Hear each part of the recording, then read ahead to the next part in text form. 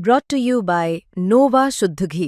जब जब खाए दिल खुश हो जाए, सदियों का नोवा शुद्ध देसी घी, सपना स्वस्थ भारत का। I love घी घी घी घी घी घी। जब अमायरा का दुखद हादसा हुआ उस टाइम पे मैं वहाँ पे गया था और हमारे संगठन के भी लोग वहाँ पे पहुँचे थे। तो हमारे प्रदेश प्रवक्ता अभिषेक जैन बिट्टू भी वहाँ गए थे। जो बच्चों से उनकी बात हुई थी उसके आधिकारिक तौर पे हमको मालूम पड़ा कि कुछ बच्चे उसको परेशान कर रहे थे, टीचर्स को बराबर शिकायत कर रही थी। और इस बात की पुष्टि कल हम जब पेरेंट्स से मिले, उनके जो रिश्तेदार हैं उनसे मिले, जो उन्होंने जानकारी उनको पुलिस प्रशासन से और स्कूल प्रशासन से मुहैया हो रही है, उसमें भी मालूम पड़ा उस दिन भी जो बच्चे परेशान कर रहे थे उसकी शिकायत उसने की थी और टीचर ने उसका ध्यान नहीं दिया। क्या मायरा ने अपने माँ बाप को बताया था कि उसके साथ कहा था क्या उसके साथ इस तरह से टीजिंग हो रही है या फिर बुलिंग हो रही है, और क्या पेरेंट्स ने स्कूल के टीचर्स को, स्कूल के प्रशासन को इस बाबत अवगत करवाया था? नहीं, ये हमें मालूम नहीं पड़ा अभी उसके अंदर कि पेरेंट्स को उसके अंदर मालूम था नहीं था। बिकॉज वो जो माँ बाप हैं उनकी आज स्थिति ऐसी नहीं है कि वो किसी से बात कर पाएँ और वो इतने दुख है उसके अंदर, इतने सदमे में है कि वो किसी से ही बात नहीं कर पा रहे हैं, खाना पीना ही उन्होंने छोड़ रखा है। तो एक्चुअल उनके पास क्या स्थिति थी वो मालूम नहीं पड़ पा रही है। पर चूंकि उसके फूफा जी, उसके चाचा जी वगैरह, उनसे हमारी बात हुई तो जो स्थिति सामने आई है, जो हमें उस दिन घटनाक्रम से ही मालूम पड़ा, बच्चे जो उधर से निकल रहे थे उनसे ही बात करने पे मालूम पड़ा कि अमायरा करीब 1-2 साल से इन शिकायतों को लेके परेशान थी। बच्ची बहुत अच्छी थी अपने को करिकुलर एक्टिविटीज़ के अंदर, एजुकेशनल एक्टिविटीज़ के अंदर, नंबर्स के अंदर, सब में बहुत अच्छी थी। लेकिन वो जो शिकायतें स्कूल प्रशासन के सामने रख रही थी, वो टीचर्स भी उन बातों पर ध्यान नहीं दे पा रहे थे। इसीलिए शायद उनसे फ्रस्ट्रेट होके शायद उसने ऐसा कुछ कदम उठाया। क्या चौथी क्लास की किसी बच्ची के लिए इस प्रकार के माहौल को सफर करना क्या अनयूजुअल या रेयर है, या क्या आपके हिसाब से ये अक्सर होता है, और क्या टीचर्स के द्वारा इग्नोर कर दिया जाती है ऐसी कंप्लेंट्स? लगता यही है कि टीचर्स का इसके अंदर इग्नोरेंस है।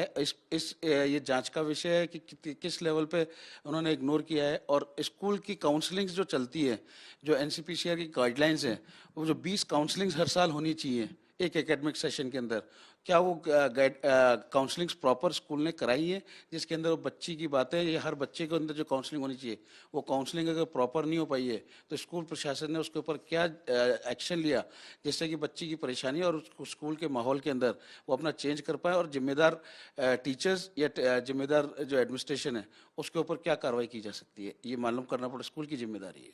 अरविंद जी, आप संयुक्त अभिभावक संघ के सदस्य हैं, ये बताएं कि क्या एसओपीज हैं जिनको स्कूल्स को फॉलो करना अनिवार्य है? देखिए, स्कूल के एसओपीज जो बिल्डिंग के अंदर है एनसीपीसीआर के अंदर, उसके अंदर ग्राउंड +2 मतलब उसके अंदर मैक्सिमम 3 मंजिल उसके अंदर रह सकती है। और उसके अंदर भी फायर सेफ्टी गाइडलाइंस के अंदर एनओसीज इनको डिपार्टमेंट से लेनी होती है। वो एनओसीज लेने के बाद ही स्कूल जो आपका शिक्षा विभाग है उस स्कूल को एनओसी देता है, और वो लेने उसके बाद ही स्कूल अपने एडमिनिस्ट्रेशन के अंदर आ पाता है। और इनकी पीरियडिकल जाँच भी होनी चाहिए। अब स्कूल कभी भी किसी भी स्तर के ऊपर, शिक्षा विभाग न सरकार, स्कूलों को कभी भी बोलता नहीं है कि इन सारी जो सेफ्टी मेजर्स हैं इनको आप नोटिस बोर्ड पे या अपने जो वेलकम डेस्क है उसके ऊपर दिखाएं। और कोई भी पेरेंट आज की तारीख में इसके ऊपर जागरूक नहीं है कि जाके स्कूल के अंदर क्या एसओपीज है उनकी पालना हो रही है या नहीं हो पा रही। ये जागरूकता का विषय है, इसके अंदर पेरेंट्स को जागरूक होना पड़ेगा। ऑडियो विजुअल सीसीटीवी का भी प्रावधान है सीबीएसई के अंदर, जो प्रावधान है। अब सीबीएसई की टीम भी आ रही है, इन सब एसओपीज के ऊपर वो अपनी क्या जानकारी देते हैं, और इसके अंदर हमने सरकार से मांग भी रखी है इसके अंदर एसआईटी गठित की जाए। ये घटना बहुत दुखद है और किसी और बच्चे के साथ ऐसा ना हो, और उसके अंदर अभिभावक प्रतिनिधियों को भी इसके अंदर शामिल किया जाए, जिससे कि सारे पेरेंट्स जो आज इतने दुख के अंदर, इस माहौल के अंदर हैं, तो आने वाले टाइम पे बच्चों के साथ जो पेरेंट्स हैं इस हादसे के साथ में पैनिक ना करें, और वापस एक भरोसा, जो बच्चों को जब हम 7 घंटे, 6 घंटे, 8 घंटे स्कूल भेजते हैं तो वो भरोसा वापस क्रिएट हो पाए। बिल्कुल बिल्कुल, जिस दिन घटना घटी थी और जिस समय घटना घटने के बाद मैं स्कूल परिसर के अंदर एंटर हुआ था, उसी समय इस बुलिंग की जानकारी मुझे मिल गई थी, क्योंकि बुलिंग की, हालांकि पुलिस प्रशासन इस बुलिंग के ऊपर इग्नोर कर रहा था, मना कर रहा था और घटना को हादसा करार दे रहा था।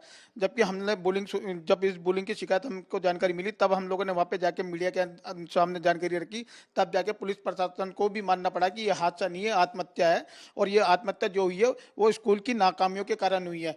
अगर ये नाकामियां सामने नहीं आती तो ये जो स्कूल प्रशासन ने जिस प्रकार का रवैया वहाँ पे रखा, जिस प्रकार से हम देख रहे, लगातार 3 दिन से देख रहे हैं कि टीचरों ने जो रवैया अपना रखा है, चुप्पी साध रखी है, किसी भी प्रकार का स्टेटमेंट नहीं दे रहे हैं, किसी भी प्रकार की बयानबाजी नहीं कर रहे हैं ना। तो अभी तक आज घटना को बीते हुए 3 दिन हो गए, 3 दिनों के अंदर आज तक स्कूल प्रशासन ने इतनी जिम्मेदारी महसूस नहीं की कि जो बच्ची मरी है उसके माता पिता को आज भी एक फोन करके उनको सांत्वना दे सके, उस तक की जिम्मेदारी स्कूल प्रशासन के द्वारा नहीं निभाई गई है। तो ये अपने आप में बहुत बड़े सवाल खड़े करता है कि प्रशासन और स्कूल प्रशासन आखिर शिक्षा के साथ और बच्चों के साथ इतना बड़ा खिलवाड़ कर क्यों सकता है।